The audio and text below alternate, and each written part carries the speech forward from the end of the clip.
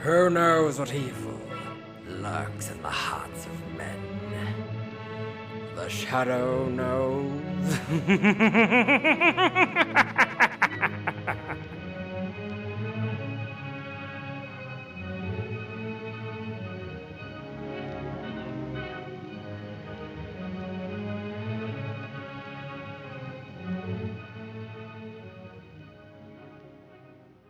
Ladies and gentlemen, welcome back to yet another recreation episode of The Shadow, the mystery man who strikes terror into the very hearts of sharpsters, lawbreakers, and criminals. This recreation series is to continue the Shadow's demonstration to old and young alike that crime does not pay.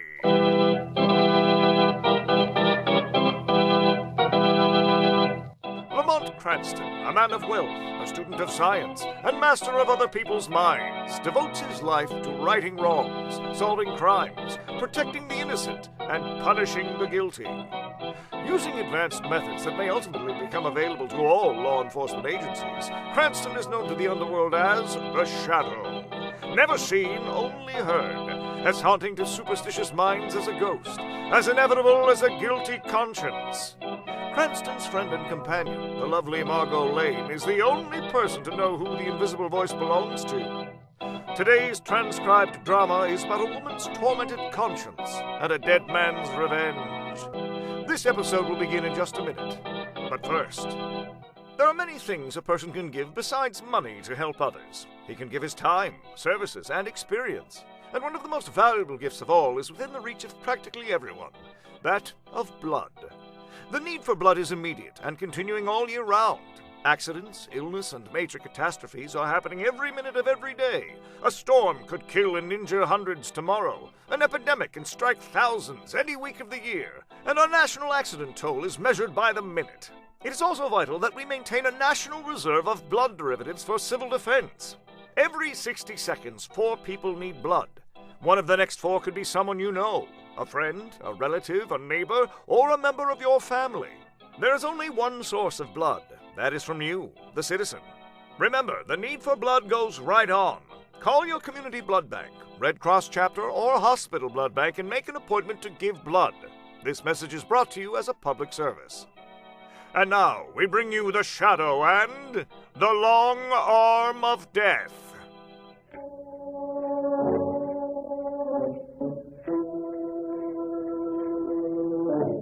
It is a cold night in November, and in the Randolph house, lying on the outskirts of the city, even the roaring fire in the great fireplace cannot take the chill out of the air. Grace Randolph, standing near the window, looks out at the bleak landscape. And then, as she hears the sound of footsteps approaching along the corridor, she turns anxiously toward the door and shudders. I thought I'd find you here. Did you? I wondered why you disappeared so abruptly from the dining room. I was fed up. Really? With me, darling, your ever-loving husband. Oh, stop it, George. If there's one thing I can't stand, it's your snide, nasty sarcasm. Just stop it. Very well, Grace. You're the boss around here. You've got all the money. Yes. And I intend to keep it. How well I know. Only, just now, darling. I must ask you to part with just a little of it. How little? I told you the other night, I've got to have 10,000. 10,000? Weren't you listening? Pete Cardone is getting very impatient. He's given me until tomorrow night to pay it off. I am not interested in your gambling debts. I don't think you understand, my love. If I don't pay off that 10,000 by tomorrow night, the odds are 20-1 that my bullet-ridden body will be fished up out of some swamp in a week or two. It couldn't happen to a nicer guy. You don't care? Listen, my fine, handsome gigolo. A year ago, I was a lonely, miserable, middle-aged spinster. I was on the verge of a nervous collapse, and I had no one to turn to. Then you came along, and you showered me with sympathy and affection. You married me. But all the time, your eyes were on my money. I was too obvious. What a mistake that was. Yes, George, it was. Because as soon as I realized what a fraud you were, I swore you'd never get a penny out of me. I hate you, George Randolph. I can't stand the sight of you. You'll get no money out of me as long as I live. You think not? Wait and see. I'm not afraid of your threats. I'm not alone any longer. I have friends. Friends who'll protect me. You have friends. Yes. And I'll prove it to you right now. I never told you about Lamont Cranston, did I? But... Hello? Mr. Cranston? This is Grace Randolph. Yes? You told me to call you if I was ever in trouble. I want you to know... Give me the phone. But... Oh! Hello? This is George Randolph. What happened to Mrs. Randolph? Nothing. Nothing's happened to anybody. Yet. But it's going to. And if I were you, I'd keep my nose out of this. Really? What's going to happen? There's gonna be a killing. What? That's right. And I'm the one that's gonna do it. Wait a minute. You must be out of your mind. Who do you think you're going to kill? Myself, Mr. Cranston. Just myself.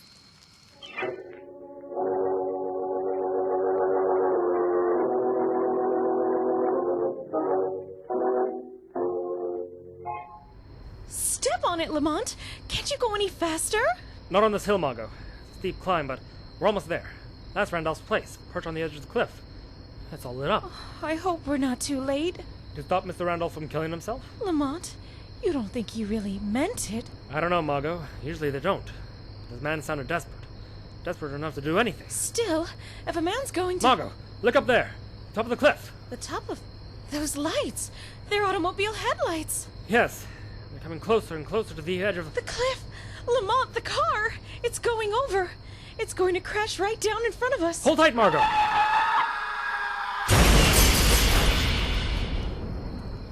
He's in there. Someone's in that car. We've got to... Wait, Margot. We can't go near it yet. The whole car's in flames. George Randolph, or whoever else was in there, will never come out alive.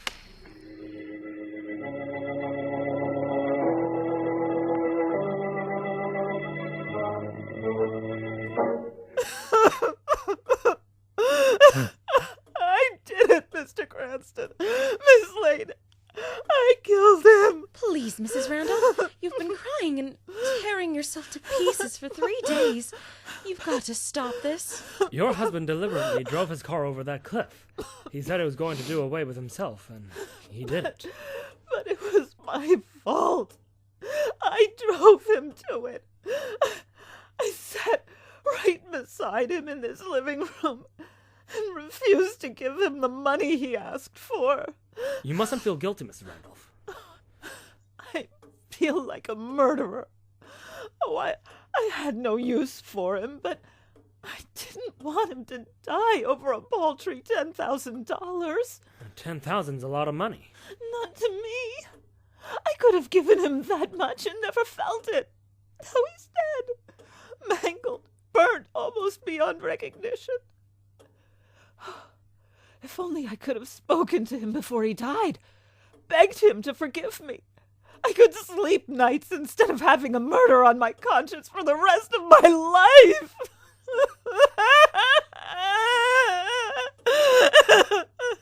You did identify him, didn't you? Yes. It was horrible, but the commissioner insisted on it. There couldn't have been any mistake. The shreds of clothes, the keys in his pockets, the wedding ring I gave him when we... We won't bother you anymore, Mrs. Randolph. We understand how you feel. Come along, Margot. I want to ask the housekeeper a question. Housekeeper? Yes. I'd like to know why a confirmed pipe smoker like George Randolph had no tobacco in his room. You think?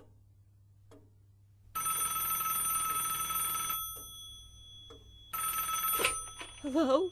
Miss Randolph? Yes? Who is this? I cannot tell you over the telephone, but if you'll consent to see me alone, I have a priceless gift to bestow on you. A gift?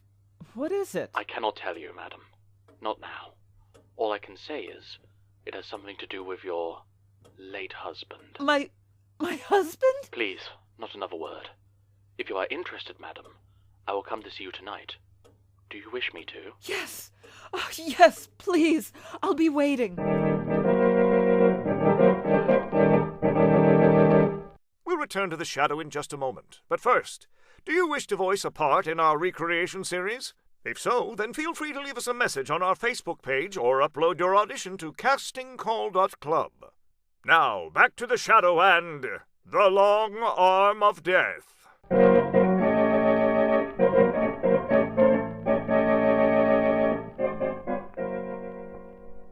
As Lamont, Cranston, and Margot Lane look into the death of George Randolph, who has apparently died at his own hands in an automobile crash, a mysterious caller phones Grace Randolph and says he has some secret information for her which he can reveal only in private.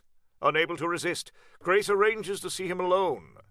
That night, in her vast living room, Grace leans forward eagerly and says, You said you had a gift to bestow.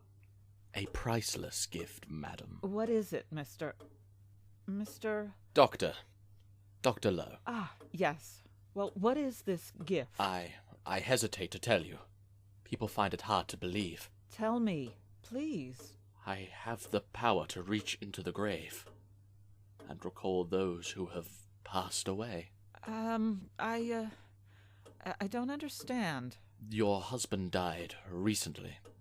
A sudden, violent death. Yes. I can bring him back. What? I can bring your husband back to life. Oh, you're a medium. You mean you can bring back his spirit? No, madam. I can bring him back. In the flesh. I can raise him from the dead. You're mad. No, madam. I am a scientist. The greatest scientist the world has ever known. While my near-sighted colleagues have been learning how to use the atom for destruction, I have learned how to use it for creation. I can create and recreate life itself. I don't believe you. Of course not. I didn't expect you to. But if I should be able to prove what I say... Prove it? How? If I bring you face to face with your dead husband, let you talk to him, let you touch his hand... You can't do it. I can, madam. Believe me. Everything in the universe is either matter or energy. When we die, the matter and energy are separated.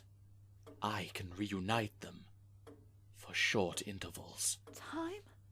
Time to talk to George? To beg his forgiveness? Will you do it, Dr. Lowe? Will you do it for me? That is why I am here. But there is one condition. Oh? I need money for further experiments. That is why I came to you. You are wealthy. I will bring you your husband back if you will pay me $5,000. Yes, yes, yes!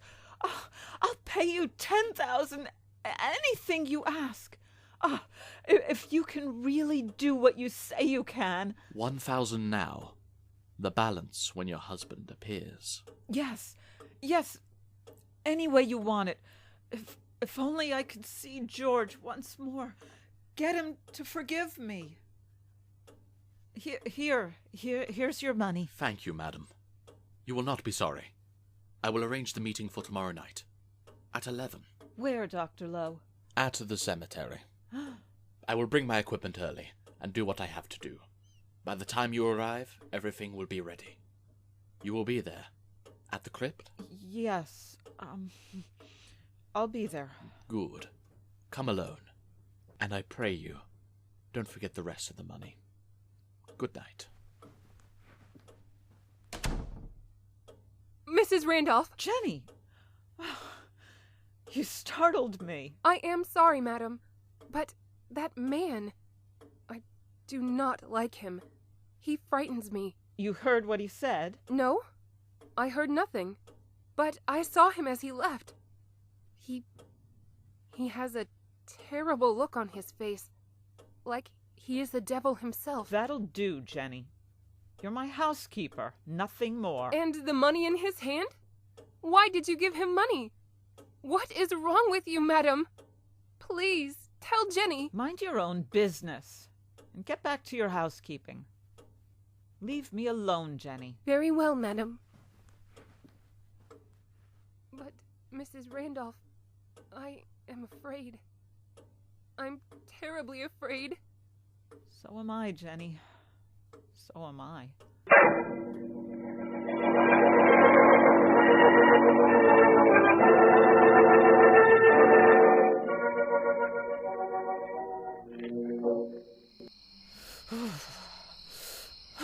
Cold, Mrs. Randolph? No. Just frightened. This cemetery, the strange shadows. How long do we have to wait outside the crypt? It is almost time. At exactly 12 o'clock, that door will swing open, and your husband will appear. I still don't believe it. Shh. It's midnight. Be quiet. Do not move. The door. It's opening. He will appear in a moment. I will leave you now. No, don't.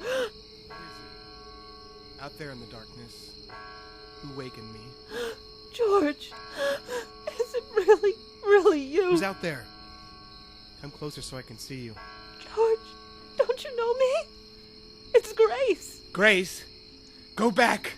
Go back to where you came from and leave me alone. Wait, George, please. I must talk to you. We have nothing to talk about. You're alive. I'm dead. Not now. You're alive now. I can see you, hear you. I can touch you, feel your hand. Like this. Don't touch me. I can't stand the touch of your warm, moist fingers. I'm dead. Don't you understand? Dead because of you. You killed me, Grace. You made me take my own life. No, don't say it. You killed me. I want you to remember that. Every day you live, I want you to remember. You killed me. No, George, please. I can't stand it. You've got to forgive me. Say it, please. Say you forgive me, so I can sleep in peace. You'll never have any more peace. Grace, as long as you live, this is my revenge. Goodbye, my love. Wait! Don't go! Come back! Come back! George, come back! It is no use, madam. He is gone. For the present. In a moment, his molecules will disintegrate into thin air until midnight tomorrow. Then the cycle will renew itself. Tomorrow? Yes. And now please, the money.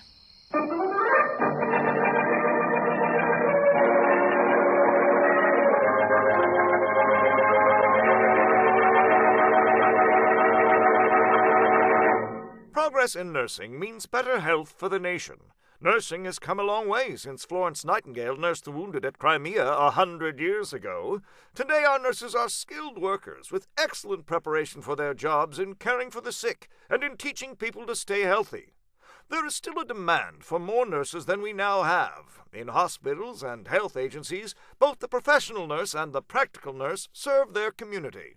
Among the many fields open to the professional nurse are hospital service, private duty, research, and foreign service. The practical nurse is providing more and more nursing care in homes, hospitals, and public health agencies. Nursing means a full life, an interesting life, often a fascinating life. You help others when they need you most. Learn more about this career with a future. And now, back to the shadow. Tormented by guilty feelings over the death of her husband, Grace Randolph has paid a strange scientist thousands of dollars to recreate and reassemble the molecules of the dead man so she can see him and beg his forgiveness. But the project backfires, for George not only refuses to forgive her, but swears vengeance. As Grace begins to crack under the strain of fear and anxiety, her housekeeper Jennie appeals to Lamont for help. Now, a day later, at Grace Randolph's house. Excuse me, Mrs. Randolph? Jenny, I told you I didn't want to be interrupted. I am sorry, Mrs. Randolph, but these people, Mr. Cranston and Miss Lane, have come a long way to see you. They are waiting in the foyer. I don't care how far they've come. They weren't invited. Tell them to go away. I'm busy. Dr. Lowe and I have very important... If you will only see them, madam, for a moment. Oh, very well. for one moment. Show them in, Jenny. Yes, madam. Mr. Cranston, Miss Lane. How nice to see you. Please, come in. Thank you, Mrs. Randolph. Sorry to barge you in this way. Oh, it's all right. I'm sorry. I'm so busy. We just wanted to make sure everything was under control. Of course it is. This is Dr. Alexis Lowe, a friend of mine. Oh, doctor? PhD. Biochemistry and physics. Is that so? I'm always impressed by scientists. Any special field? Nuclear fission. My, that sounds important. It is, Miss Lane. At least my end of it is. Mr. Cranston, was there anything special you wanted to see me about? No. We were just passing by. But Lamont... No, Margot. We mustn't keep Mrs. Randolph from her business. We'll run along now. Please, come again, won't you? In a week or so? Yes, we'll be glad to. Goodbye, Dr. Lowe. Goodbye, Mr. Cranston. Oh, Mrs. Randolph, just one more question. This picture, the man playing tennis, was that? Yes, that was George. Why? Just a thought. Thank you. Goodbye. He asks many questions, that one.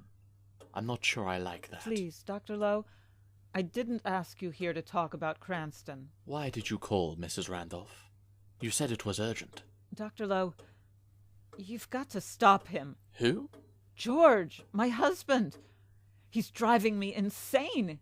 He haunts me day and night. But you wanted him back. You paid me to recreate him. And now I want you to destroy him.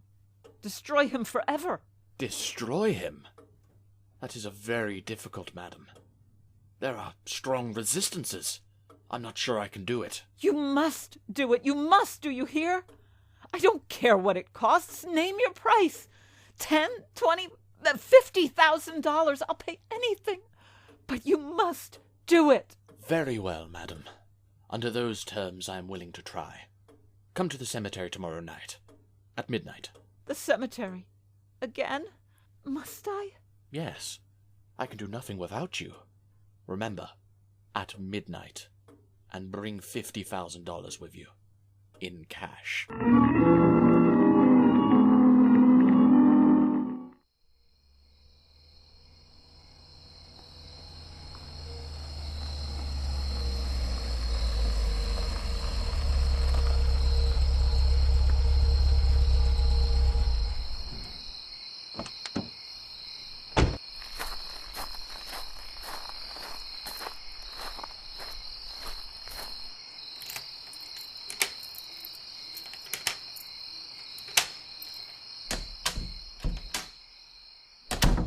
George?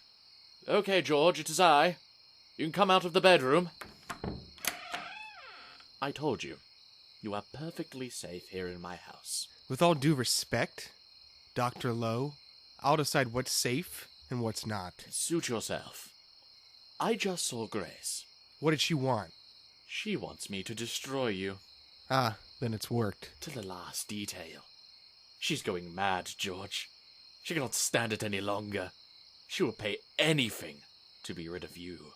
How much is anything? 50,000. She's bringing it with her to the cemetery tomorrow night. In cash. 50,000? Good, good. I'll take my share and disappear from the face of... George! The front door! There's someone behind it. You can see... Shh! Grab her, George! Let go of me!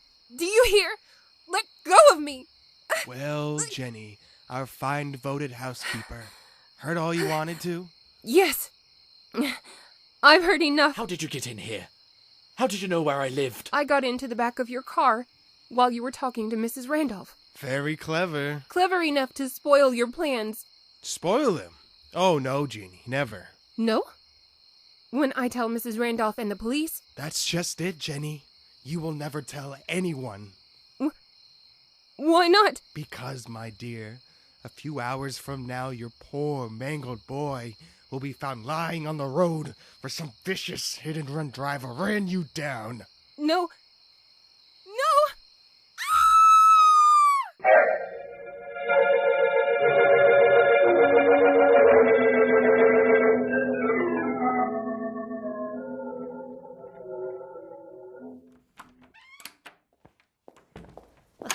I hate that place. Well, nobody goes to the morgue for fun. That poor woman, Lamont, run down by some hit-and-run driver. Is that what you think it was, Margot? Just an accident? The commissioner seems to think so. Don't you? I'm not sure. There's one thing I noticed back there in the morgue. That's what I want to check on. Check on? What was it? This little scrap of paper stuck to the bottom of Jenny's shoe. Paper? Might be part of an envelope, or a letterhead. You can only make out a few letters of it. L-E-X. What do you suppose it stands for? Lexington? Soulier? I don't know what it stands for, Margot, but I have a hunch. If my hunch is right, there'll soon be work for the Shadow.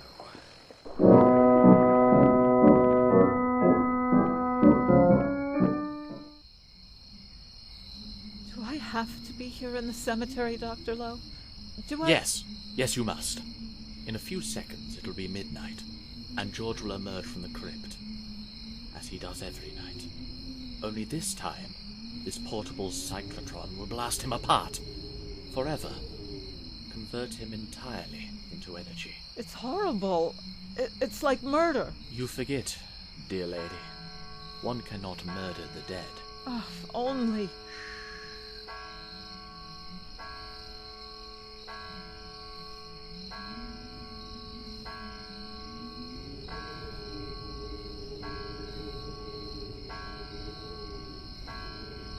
Now, as he emerges from the crypt, don't move. Don't stir.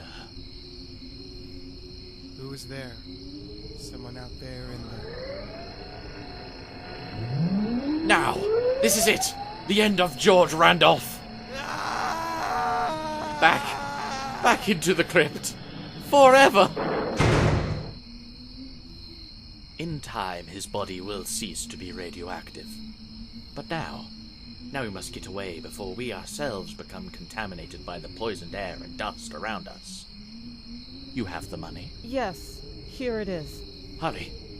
Hurry! Here, you'll find it all in this envelope. Take it. Take it and... Look! Behind you. The door to the tomb. It's opening. He's there. He's still alive. Look! Impossible. There is no one there. There cannot be. Who's that? Who laughed? The Shadow. Shadow? What shadow? I see no one. Nevertheless, Dr. Lowe, I'm here. Every last atom and molecule of me. Your cyclotron hasn't affected me at all. You heard? You heard everything? Yes, Dr. Lowe. The Shadow knows all. He knows the low contemptible scheme you and George Randolph worked out fleecing this poor woman. George, scheme? I don't understand. Do not listen, Mrs. Randolph. This is some cheap ventriloquist meddling in something he doesn't understand. No, Dr. Lowe. Not a ventriloquist. The Shadow doesn't play tricks. He is here to see that you and your confederate pay the penalty for extortion and murder. No. Not murder. It was an accident. She ran in front of the car. You lie, Dr. Lowe. You killed Jenny because she knew too much and unknowingly left your signature on the bottom of her shoe. A scrap of paper with 3 letters of your first name, Alexis. And the body that was found in the burning car? You and Randolph killed someone his height. No. George did it. Not I. You and Randolph killed someone his height and build, dressed them in George's clothes and jewelry, and then started the car over the cliff, figuring he would be burnt beyond recognition. All right. We killed them. Killed them both. And we'll kill you too, Shadow. And Mrs. Randolph. And anyone who stands in our way. George! George, come here and help me dispose of these. No use of calling George, Dr. Lowe. He can't answer you right now. He's lying on the floor in the crypt, unconscious. It's a lie. I'm going in there. George, where are you? Are you... You may leave now, Mrs. Randolph. You are safe. Don't try to force your way out of the tomb, Doctor. The police are on their way here now. And when the law's through with you, you and George Randolph will have a place of your own. Every bit as dark and peaceful. The Shadow knows.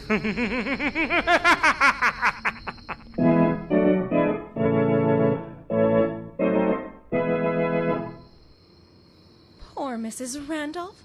I I just hope she got home all right. I saw her get into her car and drive off. We'll drop in on her now and take a look. I'm sure she's all right, now that she knows what's really going on. Lamont, when you got into Dr. Lowe's place as the Shadow and saw George Randolph there, why couldn't you have notified Commissioner Weston at once? What the Shadow sees and hears, Margot, is not evidence in the court of law. I had to let them get to the cemetery. So you could have me lurking nearby to witness everything going on? And call the police at the right moment. Lamont, the day when Grace called you, when George grabbed the phone and said he was going to kill himself, Yes? he'd already murdered that poor man in cold blood. He knew Grace wouldn't give him the money. He only used her to make his suicide threat more convincing. What I still don't understand is how Commissioner Weston and Mrs. Randolph both identified the corpse in the car as George. Very simple, Margot. He and the doctor laid their plans very carefully. Picked a stranger of George's height and build, and if a man says he's going to kill himself, then drives over a cliff in his own car, has all the proper identification, and is identified by his own wife, what reason is there for the police to be suspicious? I suppose you're right. Still, you did suddenly suspect that George Randolph was alive. Yes, but I dismissed the idea at first. You see, the teeth of the corpse found in the car were obviously those of a pipe smoker, but there was no sign of tobacco in George's room. I figured he'd given it up. And then? The picture of George Randolph playing tennis, the one we saw after Jennie asked us to drop in. What about it? He was serving right-handed, Margot, yet the corpse was obviously left-handed. How could you tell that? The development of the muscles in the fingers, wrist, and forearm. The medical examiner commented on it. So Dr. Lowe and Randolph went to all the trouble, murdered 2 people, and still overlooked the simplest clue. Yes, Margot. Like so many other criminals, they forget that dead men do tell tales.